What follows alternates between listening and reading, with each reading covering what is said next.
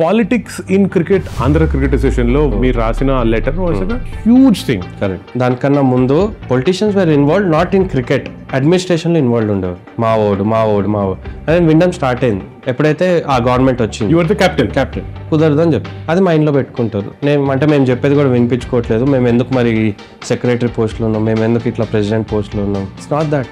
మీరు administrators. Cricket is run by cricketers.